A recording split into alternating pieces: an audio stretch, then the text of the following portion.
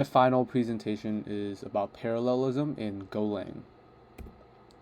And so starting off with an introduction, Golang or Go is a modern language developed at Google that really emphasizes simplicity, strong concurrency support, fast compilation, and garbage collection. And so the focus of this presentation will be on how Go enables concurrent and parallel programming through its language constructs as well as its runtime model. So first, we'll go over the difference between concurrency and parallelism.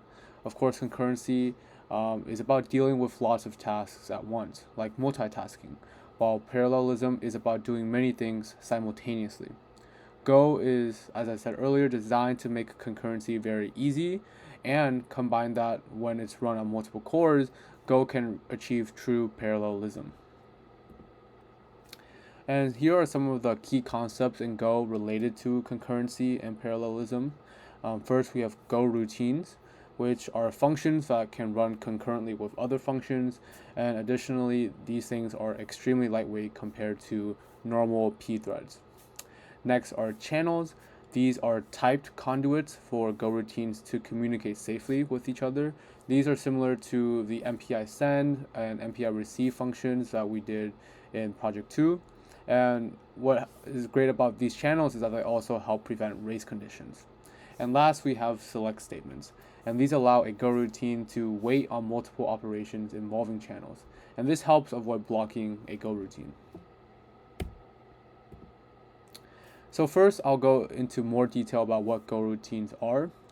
And as I said earlier, Go routines are extremely lightweight functions that can run concurrently. You launch one simply with the Go keyword followed by a function.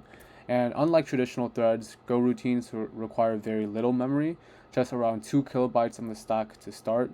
And the Go runtime actually manages each Go routine stack size as needed. Additionally, Go routines are multiplexed onto a limited number of machine threads. And what that means is that Go takes many Go routines and schedules them to run on a smaller number of real operating system threads. And this can be visualized through the GMP model. G stands for the Go routine itself. This again is your unit of work, like a function running in the background. M is a machine thread, meaning a real OS level thread that does the actual computation. And lastly, we have P, which stands for a logical processor.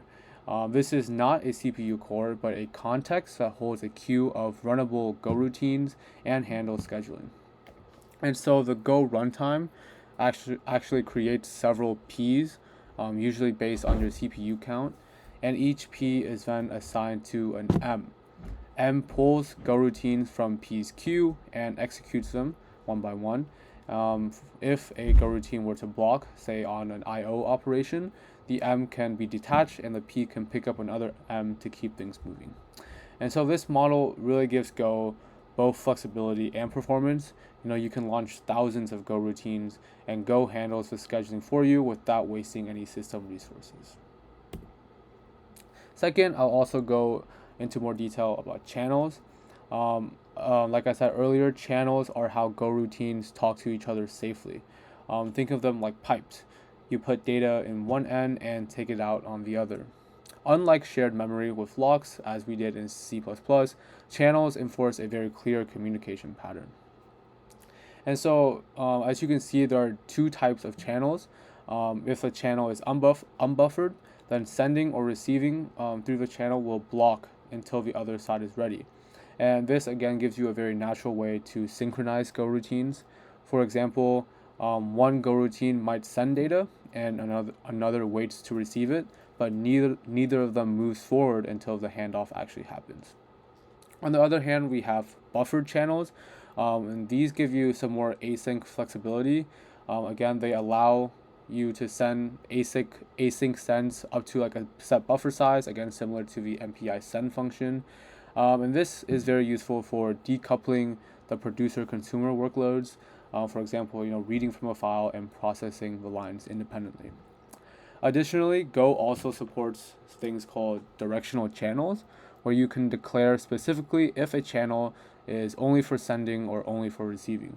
And so these are really great for controlling who can do what when you pass channels into functions. And so here is an example of parallel computing in Go. So this example specifically, we want to calculate the sum of an array of integers. Instead of doing it in one go, we divide the array in half and create two Go routines, each handling one half. And so each Go routine sums its parts and then sends that result back over a channel. Then in the main function, we receive both of these partial sums and then combine them. Again, this is a very simple example of data parallelism. We're just parallelizing the computation by dividing the work and then running it in parallel. And so the magic of this is that Go makes this incredibly straightforward. Now, there's no need to spawn threads, acquire locks, or handle any callbacks. We just launch a function with the Go command, send a result, and collect it. And the Go runtime does everything else in the background.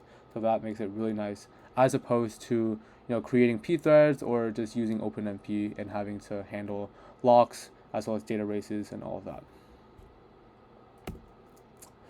So after going over that example, here is an example of a common concurrent task processing pattern, which is called the worker pool pattern. And this again pattern is very common in Go.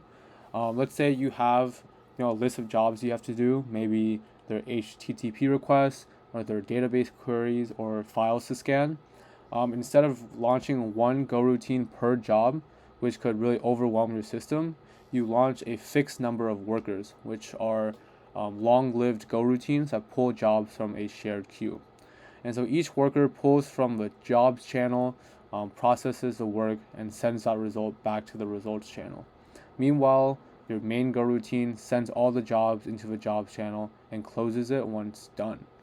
And so this pattern gives you a very controlled, scalable way to handle large workloads. And in this case, you control the parallelism with the number of workers, not the number of tasks.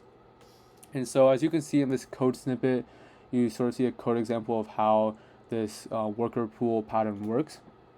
So in the main function, you create the jobs channel, you create the results channel, and then you begin to initialize all the worker functions.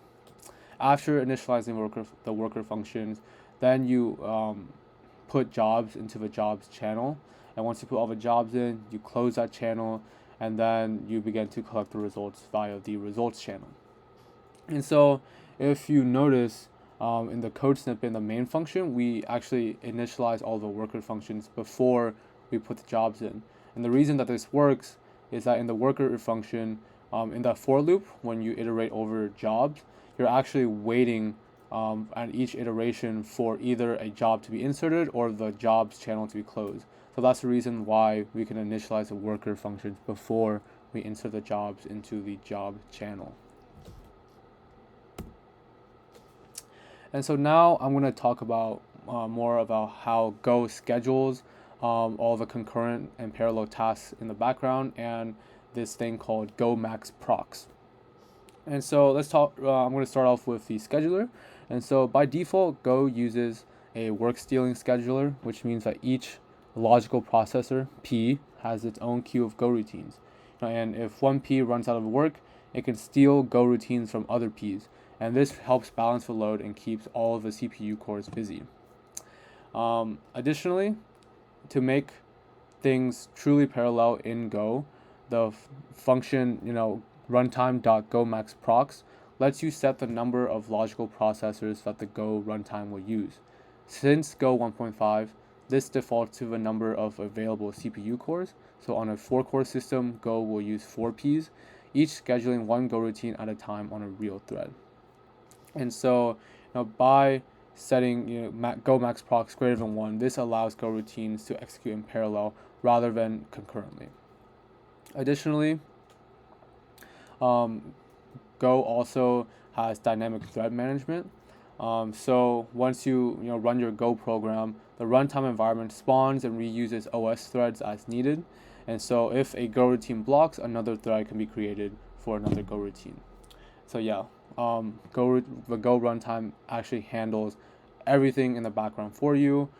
So the benefit is that you get scalable parallelism without needing to manage threads, locks, or load balancing. Again, the runtime handles everything. No P threads, no fork joins, or anything like that. And so here are some real-world use cases of Golang, specifically in the concurrency sense. For one, we have Docker and Kubernetes. Both of these use Go routines to manage containers, monitor states, and handle high throughput API requests very efficiently. Additionally, a lot of companies like Netflix, Dropbox, and Twitch use Golang for APIs and their microservices, especially for the high performance services that they need, that they really need low latency concurrency for. And last, another real world use case are web servers. Golang is used by web servers to handle thousands of simultaneous connections without excessive memory usage. And so these examples really highlight Go's strengths in building very scalable and very high performance systems. And so some summaries and takeaways. First, Go makes concurrency very easy to use with Go routines and channels. You can structure your concurrent programs without dealing with the low-level thread management, as well as locks, databases, and all of that. Second, real parallelism is achievable in Go when you configure it to use multiple cores, and which it does automatically in most cases through the Go max procs function. And third, Go isn't just for your hobby projects. It's used in a lot of real-world systems where concurrency is very essential, such as APIs, cloud tools, and automation. And finally, Go has a very simple syntax, and the built-in concurrency model makes it a very practical and powerful language for modern parallel computing. Here are the references I use for this presentation, and thank you.